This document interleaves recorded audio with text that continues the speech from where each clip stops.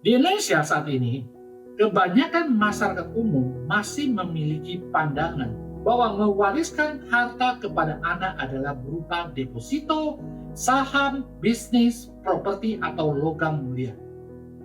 Belum banyak masyarakat Indonesia sadar sesungguhnya asuransi juga bisa menjadi salah satu instrumen warisan terbaik dalam kondisi dan konteks tertentu. Sementara di negara maju, asuransi jiwa sudah sangat jamak digunakan sebagai salah satu instrumen warisan terbaik. Bahkan di negara-negara yang pajaknya tinggi, asuransi adalah salah satu instrumen penolong untuk pembayaran pajak warisan. Lalu, apa manfaatnya asuransi jiwa dikaitkan dengan warisan? Minimal ada 6 manfaat asuransi jiwa sebagai salah satu instrumen warisan terbaik. 1. Uang kecil beli uang besar. Nasabah tidak perlu memiliki jumlah uang yang banyak untuk menciptakan warisan besar.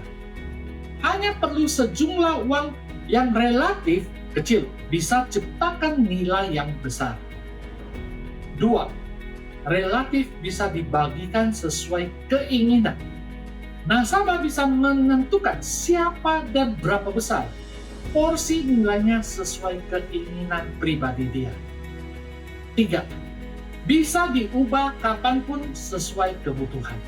Jika dipandang perlu, nasabah berhak mengubah nama-nama penerima manfaat setiap saat tanpa kerepotan dan tanpa biaya sepanjang sesuai dengan kaidah keterikatan asuransi. Di instrumen seperti properti, perlu persetujuan yang namanya sudah tertera dan perlu biaya untuk bayar pajak dan lainnya. 4. Hasil klaim bebas pajak. Hingga saat ini, klaim asuransi jiwa masih bebas pajak di Indonesia. Sementara warisan tertentu lainnya seperti properti masih kena pajak.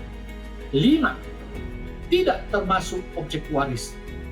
Karena asuransi tidak termasuk objek waris, maka relatif bebas sengketa.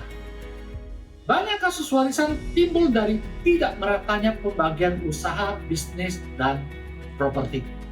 Tetapi sangat jarang ada kasus penggugatan antar ahli waris terkait dengan klaim asuransi. 6. Sebagai instrumen pencipta harta waris instan. Ketika buka polis, nasabah sudah bisa ciptakan warisan senilai tertentu yang dia inginkan.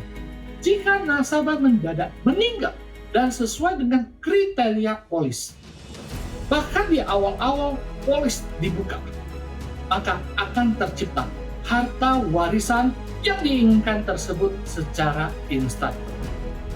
Tentu, kasus meninggalnya adalah benar-benar murni dan sesuai dengan ketentuan polis.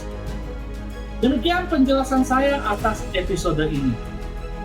Sekaligus sebagai penutup atas 16 episode umum dalam serial Punya Asuransi, sebuah berkah atau petaka. Nantikan 6 episode khusus berikutnya. Salam cerdas dan berkah punya asuransi.